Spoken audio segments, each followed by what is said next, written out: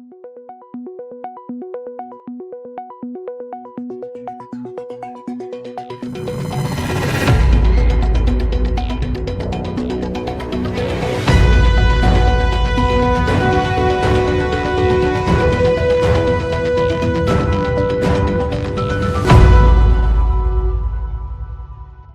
to Deep Dive. I'm your host, Kevin Benedict, and I want to thank everyone out there for joining us today. I'm thrilled to have as my guest today, Gautham Pandiyan, who's the Vice President of Sales and Business Development with WhatCounts.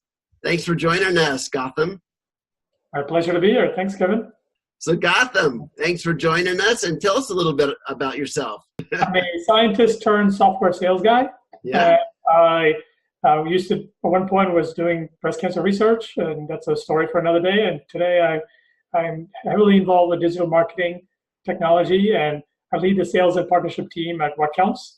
And I'm also a Duke basketball fan. That's such a good time to be saying that. And a Georgia football fan. And so it's a pleasure to be here today, Kevin. Where are you calling in from today? I'm calling in from Durham, North Carolina. All right.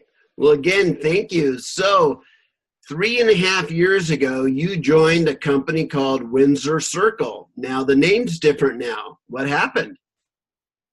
Yeah, so 3.5 years ago, I joined Windsor Circle, which was a venture capital-backed startup in Durham, North Carolina.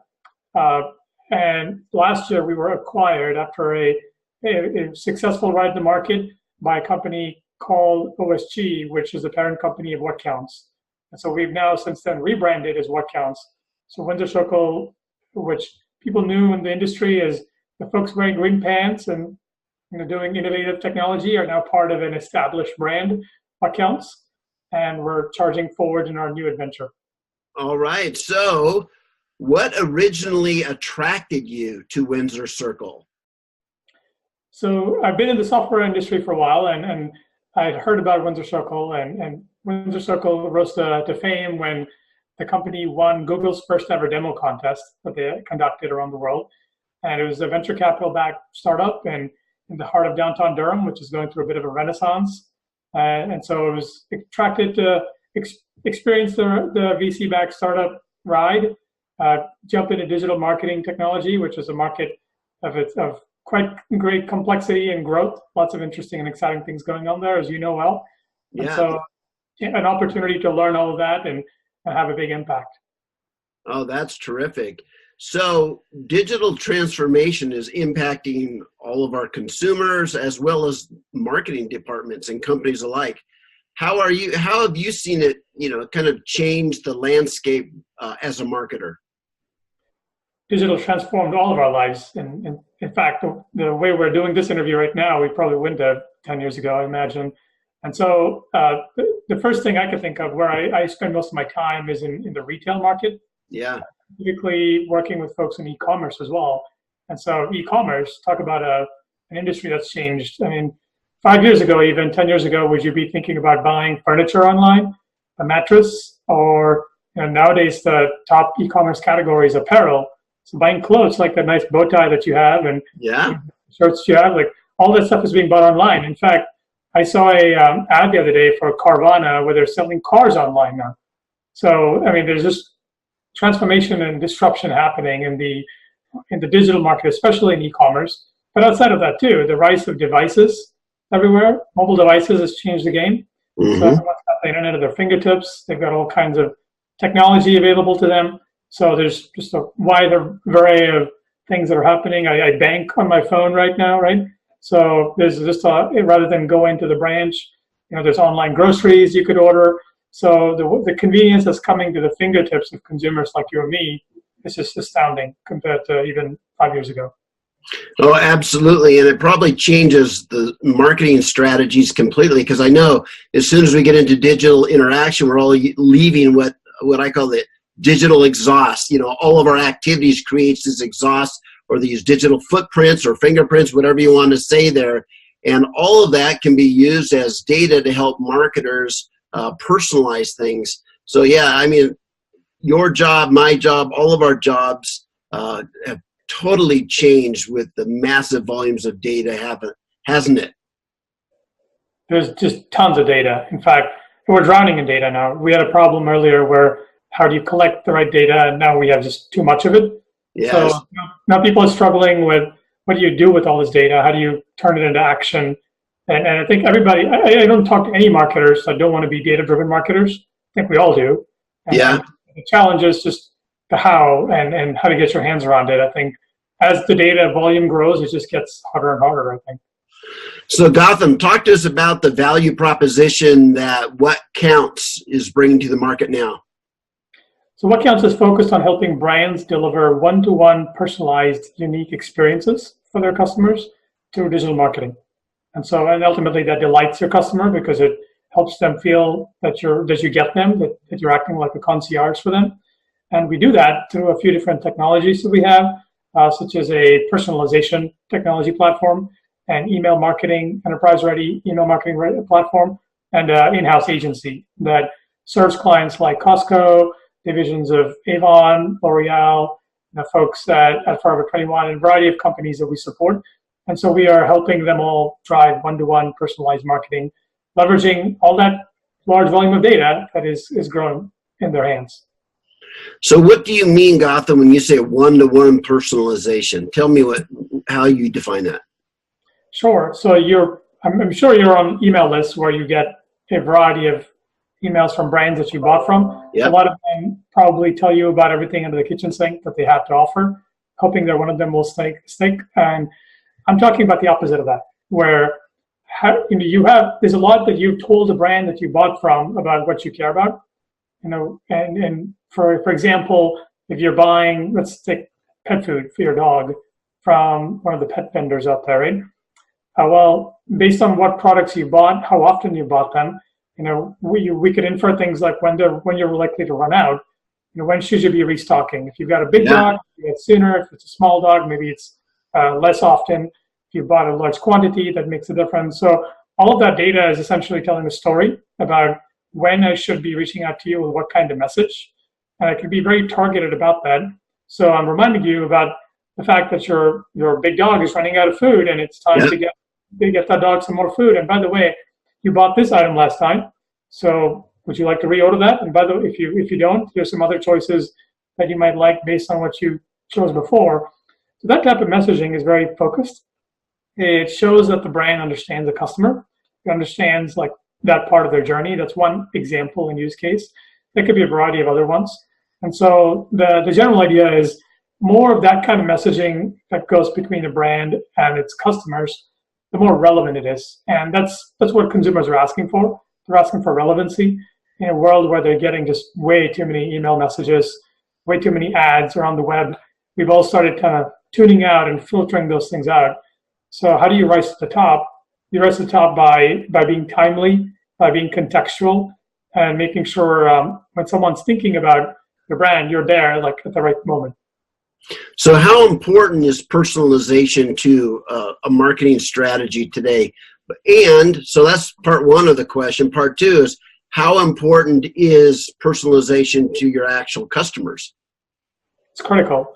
So every consumers are asking for it, right? And every marketer out there, just like they're trying to be data-driven marketers, they are trying to do personalized, relevant messaging. And so, in fact, I think in one of the reports I read suggested that it was a number 3 technology spend category for internet retailers was personalization technology, behind e-commerce platforms and another one. So it's up there and top of mind for a lot of folks. The retail industry happens to be at the forefront of a lot of technology adoption, as does financial services and some other markets. Some other ones are behind that curve, right? But the importance of that is there's so much noise in the market, you're going to get lost in the noise. And the only way to stand out is to be relevant and highly personalized. And so the data backs this up. McKinsey has some data out there that shows that leveraging solid personalization strategies in your marketing reduces acquisition costs by about 50%. Wow. Marketing efficiency of dollars spent by between 10 to 30%. And so and ultimately all that plays into revenue, right? And then also in terms of how engaged your customers are, there is a cost to not doing it. So the less you do it, the more people tune out. And at some point they unsubscribe. They're not engaged. That hurts you and it becomes a vicious spiral. And so as a brand, if you're not leveraging strong personalization strategies, tactics, technologies, there's a lot of other people doing it, so you're falling behind. As a consumer, you're providing your data, and today's world, data is such a hot topic, right? With all the privacy things that have been bubbling around. So if consumers are willing to provide their data to a brand, what do I care about? Allowing you the right to store my cookies and being able to track my purchase history and all of that, because we're hoping that we'll get more relevant communications. So when consumers provide that data and then they don't get that relevant communication, that's also a disillusioned customer and not a good experience from the brand. Oh, absolutely. Every time I use my debit card at a bank to get out cash and ask what language I speak, I just go, oh, man, I've been here for a decade and you still don't know what language I speak. Yeah, I'm wanting personalization there. But I imagine everybody can say they personalize. I might say, Dear Kevin in the email, but maybe that's the only thing they're personalizing. So, what does it mean to be completely personalized? And there must be levels of maturity, I imagine. Yeah, there definitely are. In fact, I presented often on a topic called personalization 4.0, which describes the different stages of maturity in a personalization journey that a marketing department may undertake. I don't think there's anything quite such as complete personalization, because if there is, it's kind of holy grail nirvana, right? But to give you some examples, you're right. I think of personalization 1.0 as basic name stuff, right? Hi, Kevin. Hi, Gautham. Putting in that type of messaging, which some people still get wrong. So that's interesting. Oh, yeah. It took me 5 times to get your name right. Well, to be fair, it wasn't a common one for you, right? But personalization 2.0, on the other hand, is the next level up, where you might be leveraging like an email to somebody based on what they've been browsing on your website. They put something in their shopping cart and you left. You forgot to finish the order. Maybe you're getting a message that says, "Hey, Kevin, did you leave something behind for your doggy? Come back and finish the purchase so your dog can feed again." Personalization 3.0, right? So you've got the website behavior, which is for companies that have a website and a web business. That's critical. You want to react to what people are doing on there. The 3.0 level gets to where you start leveraging purchase data, which is the transactional information. Okay. What did you buy? How much did you spend on it? And did you buy, if you haven't bought in the last 6 months, do I need to re-engage you? Are you potentially running out? Those kinds of things, right? They tend to be a little harder to do because you have to deal with larger volumes of data. And it's a level of extra effort from just reacting to what someone's doing on your website. But it's, again, based on the actual data elements you collect today. The next level up from that, personalization 4.0, is where you take that data and then you run predictive analysis and models against it. You apply AI, machine learning, you apply all of that to then not just look at who spent the most money with you today. So Kevin, you might be spending a ton of money with me as a pet food retailer, but maybe you're about to fall off a cliff, right? Metaphorically. Right. So who's going to spend the most with me in the future? So there's ways to model all of that today. Identify who are going to be your most valuable customers or future VIPs, and then make sure you take care of that group differently.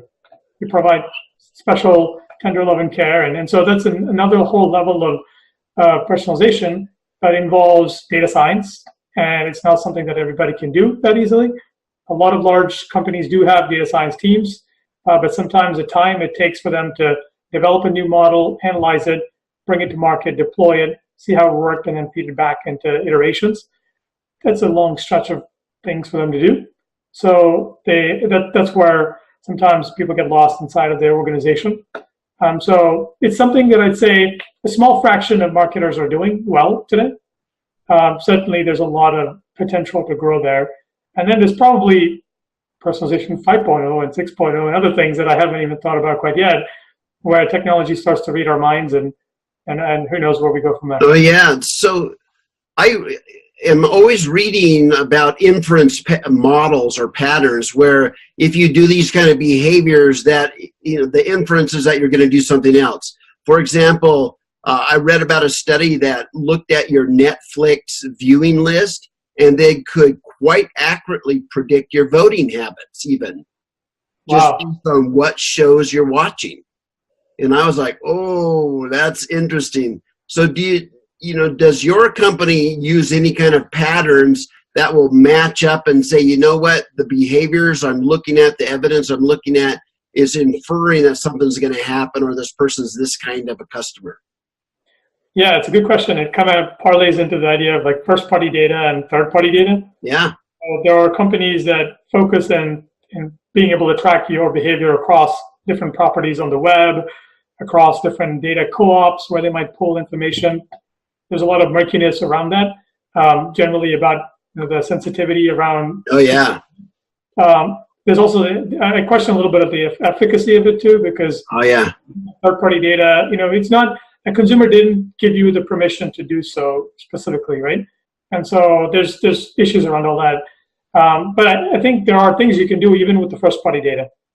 Oh, yeah. So that's kind of the gray area or dark area behind the curtains is all that kind of stuff. Okay, I get it. Sure. But the first-party data, that's the low-hanging fruit. Yeah. And so much value in that marketers haven't fully leveraged. So it's a bit of, missing the free throw shot and trying to go shoot a three-pointer. And so it's a little bit of that type of exercise when you haven't made the most out of your first-party data. So examples that we deploy for clients, that we mentioned the idea of like predicting your replenishment cycles. Yeah. Predicting who's going to spend the most dollars.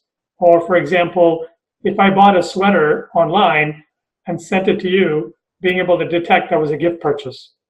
Not something I bought for myself, but I bought it to you. And then what can I do with that information, right? Well, 11 months later, I could be sent a message that says, hey, Gautham, thanks for buying Kevin the sweater. I bet he loves it. You know what he's going to love even more? That goes along with that sweater. Click here to buy from and add on to your gift. So it's something that would delight me because it delights you, right? Yeah. It has a great chaining effect, and it's just a great brand story there. Oh, that's terrific. Now, in my preparation for our call today, I was reading some of your content and saw that you are warning about the MarTech vision trap. What does that mean to us? Yeah, there's so much marketing technology out there. It is dizzying. If you've seen those marketscapes, there's 6,000, 7,000 companies doing every little bit and piece of marketing technology. So I feel for marketers that are sitting and trying to grasp what they need to do with which technology sets. I also feel a bit for the vendors that are trying to break through that noise. What I call the MarTech vision trap has to do with something that, generally speaking, there's a lot of claims being made by solution providers in the market, especially probably the large marketing clouds that speak about the journey that you can drive from customer service to marketing to sales to the whole spectrum. And it seems from our experiences working with marketers day in and day out for the last 7 years, we've seen that there's a lot of overreach that happens, where marketers tend to buy into a vision.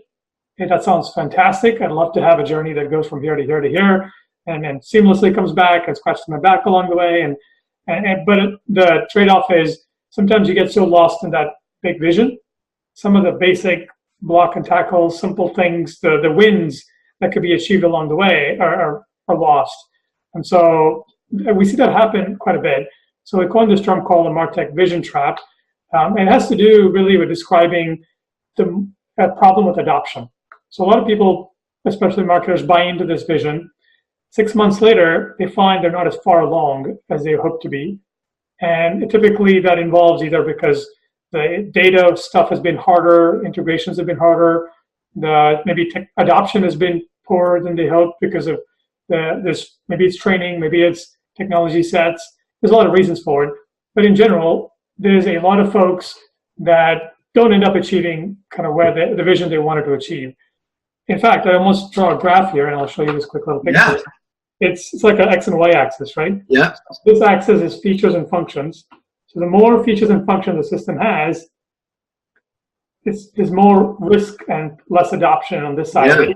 So okay. there's a very clear kind of place here where there's a higher risk of poor adoption as you climb in complexity of these systems and they're trying to do too much. So we came up with a term to help educate marketers that, hey, make sure you've got good, solid phases along the way that are achievable. Focus a lot on execution. So the way to solve for this is you need to have a grand vision for sure, because otherwise you may be doing things in a very piecemeal fashion. But you've got to make sure to think about execution from day one, and execution for the very first piece you're going to build, the next piece, the piece after that. How do you really phase to that bigger vision and not get lost along the way? And so we see that trap happening a lot. There's a lot of marketers that aren't in a place where they get far enough. We've solved for it at our company, more focused around actually doing the work for our clients. No matter what technology you're using, whether it's platform A or platform B, the platforms are typically going to be new to companies implementing them. There's some training that's involved, but marketers, more than most, are quite a busy bunch. Yeah. And they run lean and mean teams. And so even if a technology is easy to use, if you don't use it, you don't see the value from it. And so, and especially in a subscription economy, if customers aren't getting that value, they're just not going to subscribe, right? That's exactly right. So we decided we would build a dozen campaigns for our customers that are one-to-one and personalized, and launch it for them. Obviously, they have involvement in the process. We're collaborative about it, but we don't lean on them to get trained and go off and do it on their own. We'll actually do it for them, because then once we've launched them, they're seeing about 75% adoption in our technology sets. So we solved the adoption problem there, right? And because automation's involved, we've solved the fact that the usage of it continues on. Yeah. They don't go build a lot more on their own. And so that's one solution to this problem is like, hey, as a vendor, as a solution provider, you should be very heavily invested in helping deploy your clients to the extent that they've seen a lot of usage already. And then from there, it's on them to take it further. But it solves a bit of the problem of that vision and not quite being there, or potentially even underselling the complexity of integration. That's something we see a lot. There's a lot of vendors that probably say, oh, integration, that's easy. We got it. We can move some data around, no problem. It's much more difficult than that. Oh, yeah, absolutely. If you're running a data-driven environment, you have to have good data to drive that, unless you're, in the ditch. So last question here, Gautham. How would where do you see marketing and MarTech and solutions like yours being in 3 to 5 years from now? Where's things going? Yeah, so you've heard it, and by the way, marketing moves so fast, so anything I say is probably going to be wrong in 3 months. I know. So that said, my guesses are that we hear a lot about AI and machine learning today. That's only going to continue to proceed further. We're going to hear more about that. It'll infuse itself in more places. There's distinctions between AI, machine learning, what I call predictive analytics.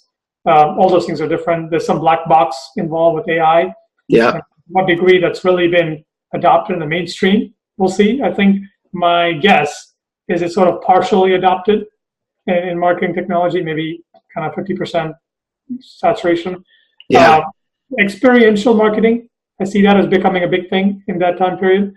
You've heard of things like AR, augmented reality, virtual reality. Like, how do you create an experience for a customer that's not next to you physically, right? Right. The folks that sell mattresses, furniture, technology like HoloLens, all that stuff is enabling this to happen. So that's probably going to be a little closer along towards mainstream adoption by then. Yeah. And perhaps by then, we've had some success at actually breaking down data silos. That probably is a tall dream for the next 3 to 5 years, but so much of personalization and successful marketing is about using the right data. And the data lives in so many places, in so many disparate systems. So perhaps we've made some strides to getting data centralized in places and systems that can do that in an effective way. So those are a few guesses. There's probably going to be kooky other things too. Oh, yeah. The social media network flame out, and who knows, maybe instead of disappearing messages, we'll see something else crazy that pops up. I know, absolutely. I was just interviewing a company called Hedera that was, really focused on how do you maintain truth from news reports all the way back to source. So you can always go back and look at the facts, look at the data, look at the source from which it came from, and then it's always tagged and tracked through distributed ledger technology. Another way of trying to validate the content that's out there on the web. So I see so many fun things, Gautham. It's not a dull world, that's for sure. It's moving at a breakneck pace, and it's fun to be in this market. Absolutely. So Gautham, I want to thank you so much for sharing your insight and your experiences with all of us out here today. Thank you for having me, and happy personalized marketing to all of you. And oh yeah, Evan, thanks for having me here. Thank you. Bye-bye.